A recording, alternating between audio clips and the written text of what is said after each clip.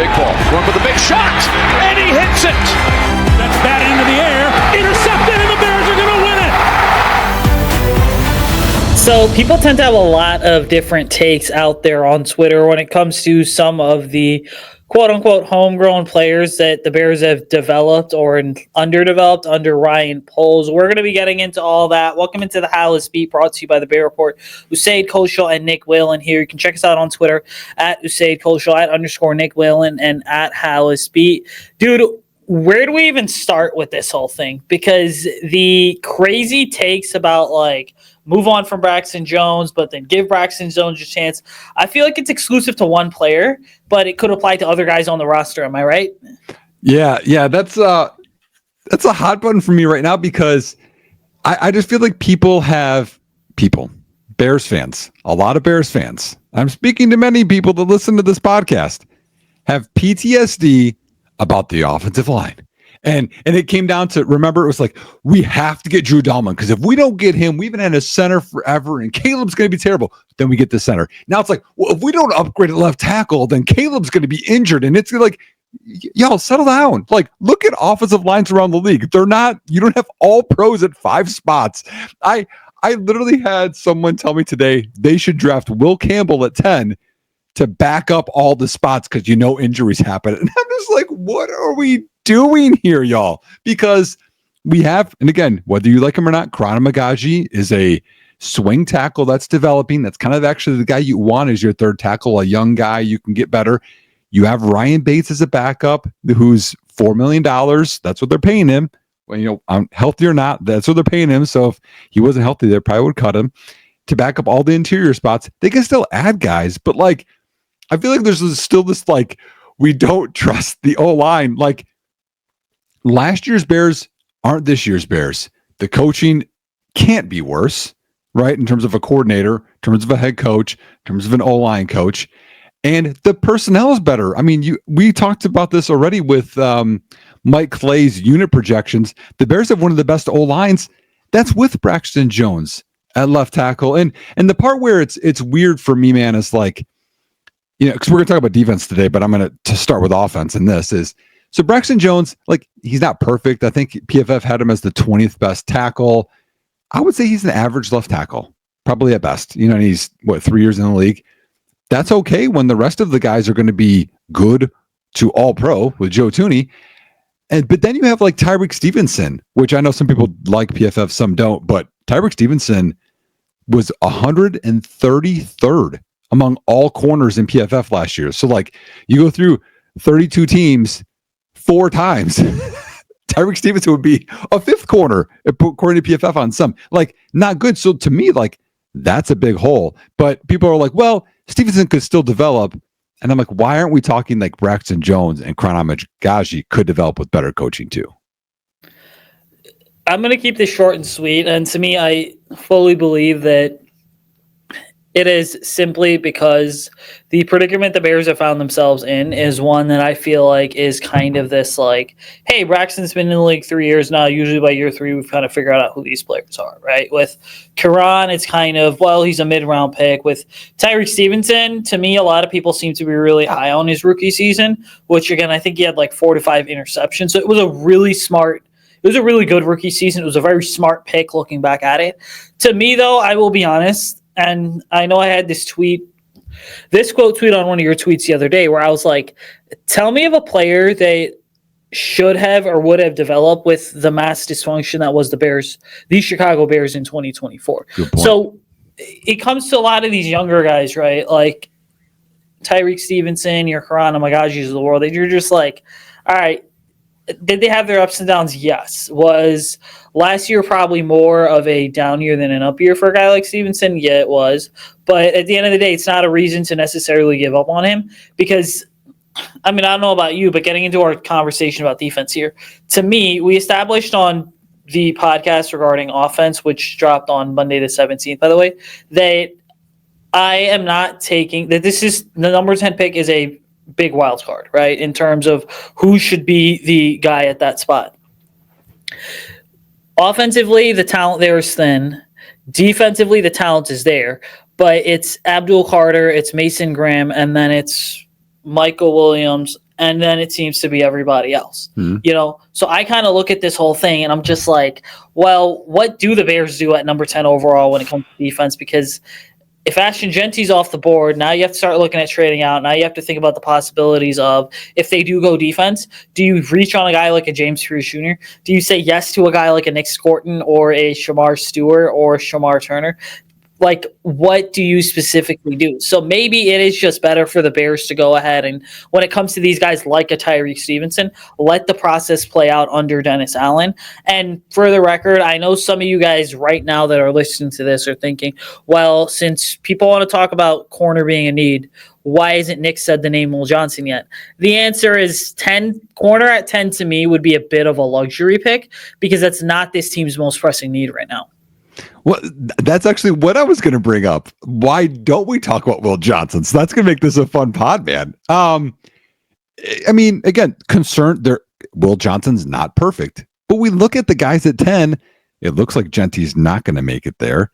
People are like, well, then take Omarion Hampton. And I'm like, man, I feel like that's a reach. I like Hampton, but like at 10, you talked about the DNs. There's question marks there. O-line, if they want to go there, when are they going to play, but also question marks. I mean, talking to Mason West, he's got some big questions. Mason West on Twitter, by the way, you guys should follow him. Has some big question marks about Josh Simmons's patella tendon. I mean, that's a weird injury for a young guy to get, and also coming back from that isn't a guarantee.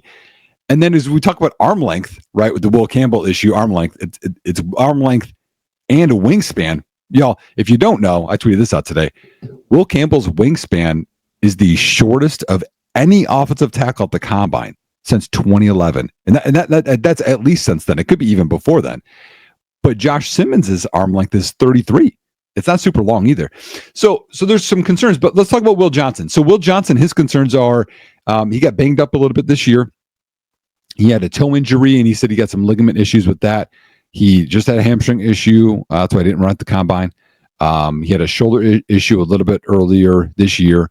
But he's 6'1" and like 3/4, 190 to 200 pound corner. So he's a big guy. His arms aren't super long. Okay. I know I was just talking arm length. His arm length for a corner is below average. But he's had 6. I think it's this, Usayd, 6 pick sixes the last 2 years. And he only played a season and a quarter. So he's a guy that he's got ball skills. He's big. He's physical. He got burned a little bit deep. They want to see what his speed is like, I think, at this pro day, which would be helpful. But also, I don't think corner is solved. I don't mind Terrell Smith. I think he's a guy that's okay. Tyreek Stevenson, I think, is very up and down. He's made some plays, but he's also cost us some games. And I'm not just talking about the Washington game, y'all. There's other things where I feel like they literally just picked on him. I felt like Tyreek Stevenson this year was like 3 years ago, Kindle Vildor, where it's like, okay, we like our corner on the other side, but anytime it's third and medium or long, they just throw out Kindle Vildor and it's a first down. And if you had another corner, that would help everyone else out where they can't just pick on it, one guy, and it kind of raises, everyone in the back end there. So that's an option I've actually thought of recently, but no one's talking about Will Johnson because he's fallen a little bit. Yeah, I mean, it's a very polarizing conversation to have regarding Will Johnson because part of me is just like, okay, he totally makes sense for the Bears, and I can totally see Will Johnson being a Chicago Bears-esque pick. But then the other half of me also looks at it and it's just like, okay, even though he could be the best player on the board when the Bears pick, at the end of the day, is he the right pick? Is really what the Bears kind of have to go ahead and have to ask themselves. Because the way that I start to look at all of this is I start to say, all right, well, you go Will Johnson at 10. Now you're basically creating a competition between Will Johnson and Tyreek Stevenson, which is completely fine. I mean, Kyler Gordon is going to be your guy in the slot no matter what, unless on the off chance, he doesn't get signed to an extension. Then next year, you're kind of having this corners conversation again. But like to me, the big thing I think is this: is I'm willing to give Tyreek Stevenson another year to kind of prove it and figure it out. Solely for the reason of what I said a couple minutes ago, is it's just like it's hard to find a player that would have developed last year, given the dysfunction that was the 2024 Chicago Bears. Now, I'm not one to constantly talk about last year, but it's just like You look at it and nothing really, from start to finish, nothing was really working, especially against some of the better offenses in the league. And so I kind of look at this entire situation and I'm like, as cool as it would be to have Will Johnson, who's a phenomenal athlete, by the way, has the makings of being a potential all-pro in this league. Is it the pick? Is it the right pick? I would much rather go with a pass rusher in order to go ahead and give the front four some very much needed juice, and then hope that Tyreek Stevenson is able to kind of go and figure it out. And I know, it is a big bet to bet on Tyreek Stevenson, but I would still take my chance with it because, again, he's under contract for 2 more years. So realistically at this point, I mean, to me, the jury's not out on him, but the jury's not in on him either. The jury's kind of divided right down the middle. Yeah, and I think he could, even if you did bring in competition, him as a third corner he's a third outside corner would be a good problem to have as well. Okay, so corner, you're less on as a bigger need. I'm a little bit bigger on. That's fine. I think they could go anywhere on defense, and that's the tough part with 10, as you were saying, it's a wild card, is that no matter where we the Bears draft somebody, it's going to be competition. So if we stay in the secondary, we look at safety, that's another area I think that there's a need. I think it's the top or second biggest need on this team. Now, again, I know the positional value, we could have that conversation, but we have Kevin Byard's going to be 32 in August, last year of his deal.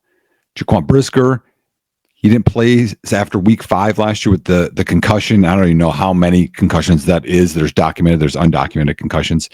And he's in the last year of his deal as well. So you talk about Kyler Gordon needing an extension.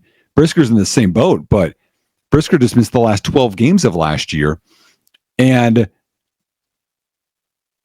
does he fit the defense? He's not as great in coverage. He's much better in run support there. And so with both starting safeties, if Jaquan Brisker can't play again, they're both free agents anyway. So to me, you don't have that young guy. I know that the Elijah Hicks is a guy that could be a run support guy, but there's also a coverage aspect to that. So I think 10 is a little bit high for Malik Starks. We've kind of talked about him a little bit. He's a good coverage safety. Nick, and I'm going to mess up his last name, I don't have that one down yet, South Carolina, at about Wanmo or something like that.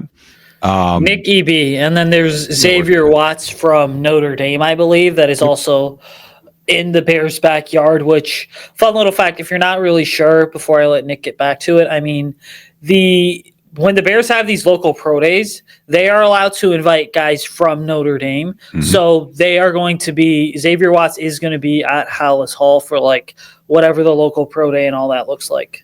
No, that's a good tidbit, because those getting them into Halas Hall, getting to know their mind, that's one thing, man. Cause I want to figure out the top 30 visits, but Ben Johnson multiple times, I have not heard of another coach talking about this before. He's mentioned he wants smart football players. He's mentioned that multiple times. And we didn't hear that with Flus. I didn't hear that with Nagy, et cetera, just how important that intelligence level is and challenging them mentally.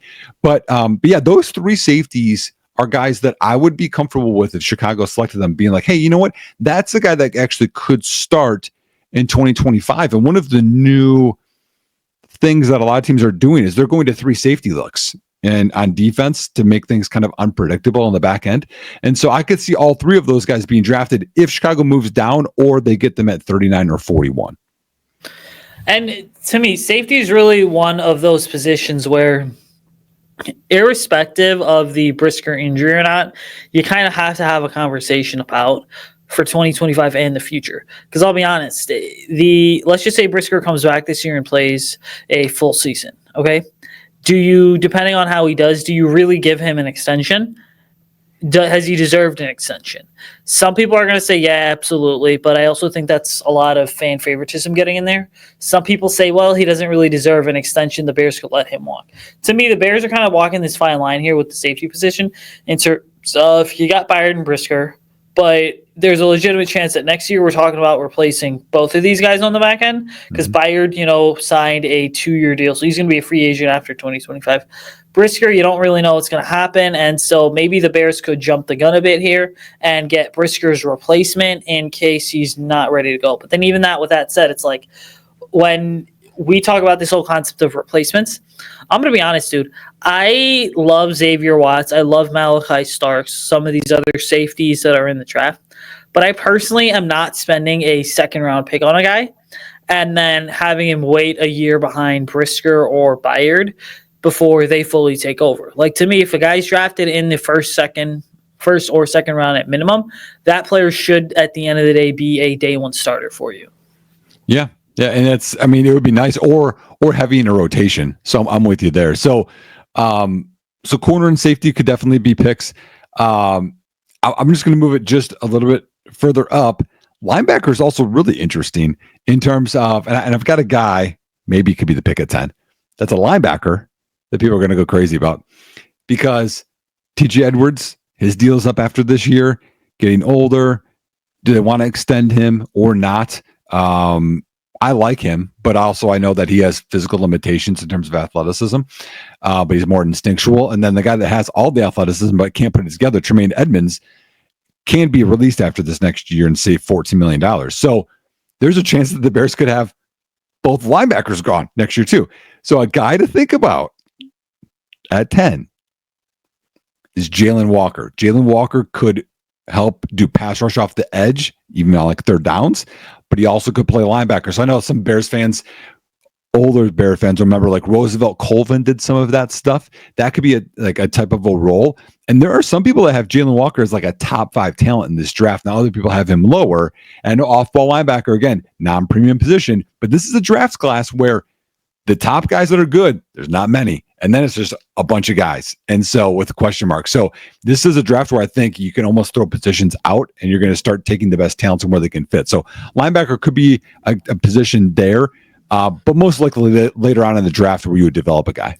And taking a direct shot at Ryan Poles here, let's just hope that he learned from the last time that there was a off-ball Georgia Bulldogs linebacker on the roster that he shipped away because the defensive guru did not want to adapt his scheme to fit the strengths of that specific off-ball linebacker. Hopefully you guys put 2 and 2 together, which, by the way, there is a certain player on the Bears whose high school coach I text pretty frequently. I want to say probably about 5, 6, 7 times a week. And one of the things that I had said was, defensive guru Matt Eberflus didn't want to change his scheme for all-pro linebacker Roquan Smith. Just stay subtle, little much-needed shot there. But okay, getting into the Jalen Walker conversation. So he, to me, like I know I've said, okay, the number 10 overall pick is a wild card. Of all the guys that we've rattled off so far, offense or defense, is Jalen Walker the ultimate wild card as a prospect? Because part of it is projections are all over the place. But it's like you kind of look at it, and I remember the last time that Roquan Smith was coming out, I mean, I would go so far as to say this. To me, right, there has not been a Georgia defender that's been as hyped up as Jalen Walker has been in terms of just being a linebacker probably since the Roquan Smith days. But to me, I guess my big question is this, is Jalen Walker really an ultimate wild card for the Bears at 10? And the reason being is because you're right, like he can do a little bit of it all. And the reason that he has, some people are labeling him a top 5 pick is simply because in the draft, you're not, yes, you're evaluating the body of work from whatever the last 2 to 3 years in college. But then when it comes to these guys at these much bigger schools, you are really projecting what you hope that they can become. And to me, Jalen Walker sort of has the makings of being a damn good player. Because this isn't some, freakishly athletic guy that, isn't able to figure it out. Like he's put some of it together, and I think the trajectory for him is really going up from here. Yeah, and if people are like, well, he's too small to play edge, then Abdul Carter is too small because Abdul Carter, I believe, is 1 inch taller, but they're literally about the same size. Walker's 6'1", 243, but 32-inch arms, which is what you want at the edge. 10 and a quarter inch hands, and played all over the place and was an All-American last year. So like he's done it kind of all over the place. Now again, not the biggest need. I get it, y'all. But if you want someone that can help on the edge this year and then still play linebacker, in three linebacker sets or in certain packages, when you want to disguise stuff, or to replace for next year and develop, that could be an option. I think it could be a true wild card. Now, an interesting thing to talk about is I know we need a one technique for D tackle, or a nose tackle people would think of. If Mason Graham falls, Chicago already has 2-3 techniques under contract for the next 2 years. It almost, and it sounds weird because like Mason Graham would be awesome. Like he's a good football player. I'm with that. But I mean, it seems like a log jam. Am I overthinking that? So going back to the Abdul Carter, Jalen Walker conversation, I just want to point this out real quick. So Abdul Carter is 6'3", 250. Jalen Walker's 6'1", 243. For some reason, the NFL official draft profiles don't have Carter's hand placement listed, or I'm sorry, hand size and length and all that listed. Okay, but you look at Mason Graham. I am absolutely on board with taking Mason Graham. And why? Because smart coaching staffs figure out how to go about fitting different guys into their scheme. Like, to me, the way that I look at this whole thing is the fact that you got Grady Jarrett, cool. You got Trevon Dexter, cool. Add in a Mason Graham there, figure this thing out, and make this pass rush and this interior even deeper than it already is, which, I think it also is worth mentioning when it comes to the Grady Jarrett contract. It's essentially a 2-year deal. I mean, the Bears can't really get out of it until the 2027 offseason, but when 2027 does roll around, that's when, you're looking at $12.7 million in cap savings, $4 million in dead money. That's if you move on from Grady Jarrett in 2027. But also, to me, I guess the bigger question is that let's just say you do draft Mason Graham. Let's say the Bears go that route. Then you got Grady Jarrett on one end, which, again, because of the money, he's going to end up starting and being part of a rotation. But that opens things up for Trevon Dexter, because as good as Trevon has been, I think it's highly likely where the Bears find themselves on a collision course in a few years, where if they don't move on from Grady Jarrett at the start of the 2027 offseason, do you end up in a situation where it's just like, crap, now we have to pick between Mason Graham or a Trevon Dexter?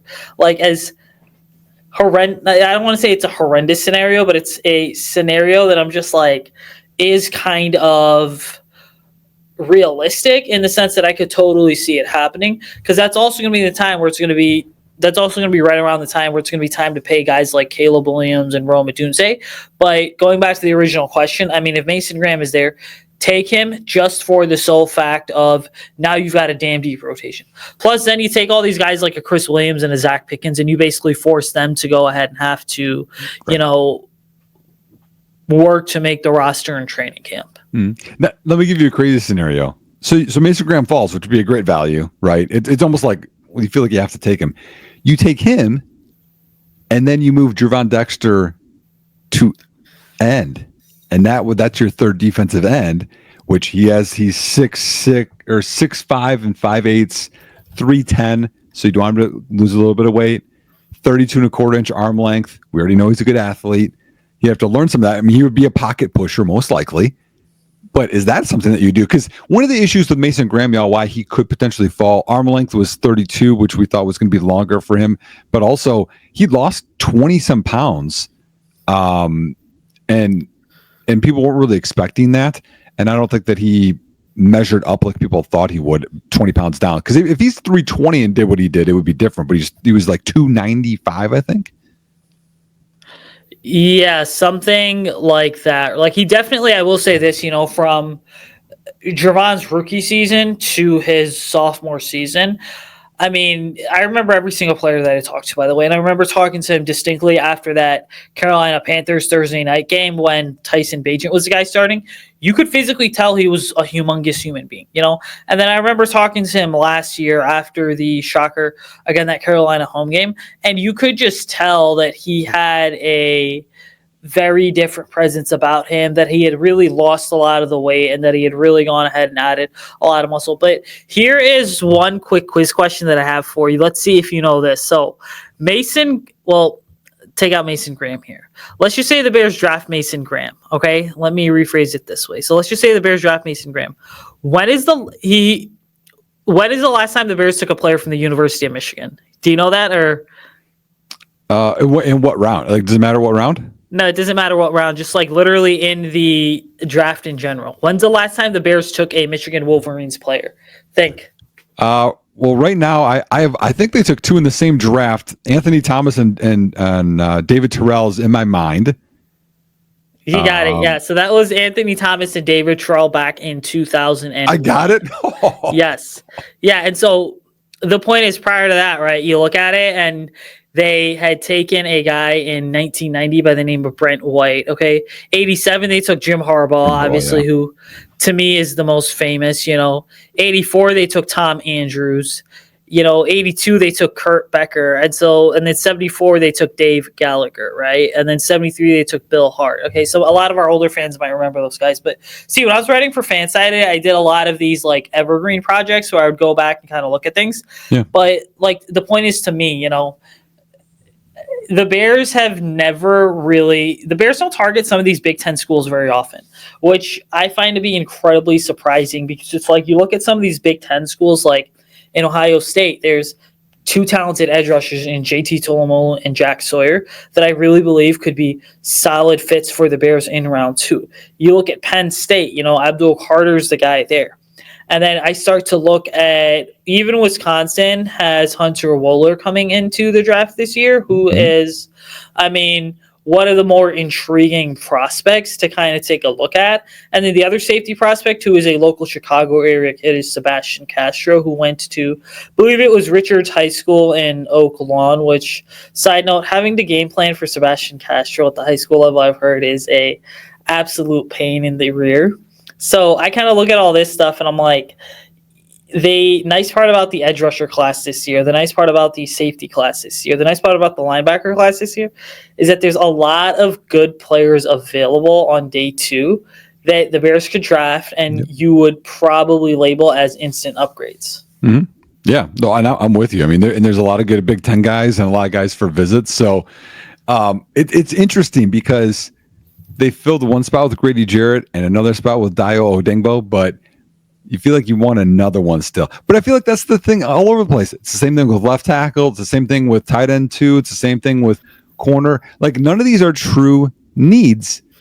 It's wants. And so everything is like best player available. But there's just so many paths that they can do, which I think makes it very quite fun for us to kind of debate and kind of think. And it gives Ben Johnson and Dennis Allen a chance to like really carve their niche and get guys for packages or certain roles to really, I think, heighten the team.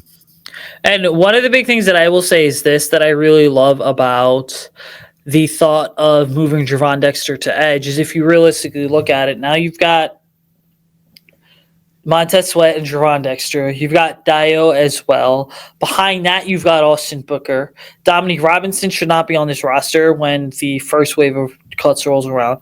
And so I kind of look at this whole thing and I'm like, when's the last time the Bears had 4 really good edge rushers, or 3 solid edge rushers? And that to me would have been the Khalil Mack sort of Travis Gibson, or Khalil Mack, Leonard Floyd, Aaron Lynch type days. But I also sort of look at it and I'm like, having 4 guys who can get after the opposing quarterback is not a bad thing at all. And maybe it is something where it's going to end up being something where in a lot of these sub packages, you are going to have Javon Dexter out there because Javon's a damn good run stuffer.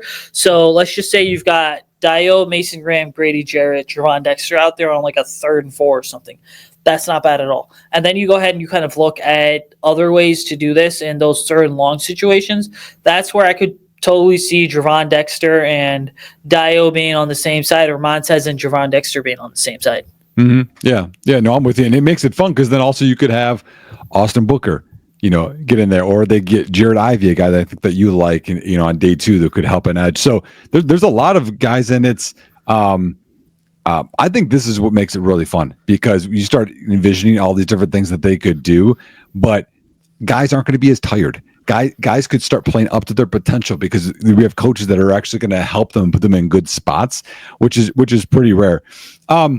Before we close out, I want everyone to have a good NCAA tournament time. I know some people are into that. I know it's a different sport. I know we got some local teams that are going to be in that one as well. And then, so I'll be kind of out. I won't be on Twitter as much. I got my birthday coming up and I'll be out of town. And then you're going to be out of town too, right? Yeah, we'll be out of town this weekend, but we'll be back next week. Last thing I'm going to say is who would not be mad at a Bear front featuring 3 interior guys in Grady Jarrett, Mason Graham, and Jervon Dexter, and then Dude, I love Billings, though. You can't leave Billings out. I love Billings. All right, so create a 7-man front. Let's go, okay? 7 guys on the line of scrimmage there, 60 right? linemen, okay, and then have like 1 linebacker and then just your secondary. Exactly, the 60 front there. Okay, that would be the Dennis Allen front. But anyways, we're going to get out of this thing. We both got things to do. So make sure you're checking us out on Twitter at Halas Speed, at Bear Report, at Usayd Koshul, and at _Nick Whalen. Check out the Bear Report podcast with Zach Pearson and Steven Johnson. Then be sure that you're checking out the Picks 4 Polls podcast as well. We'll be back next week, Tuesday and Thursday, I think, with another episode. Thanks for all your support. Enjoy the rest of your week. Enjoy the weather, ladies and gentlemen. And as always, bear down.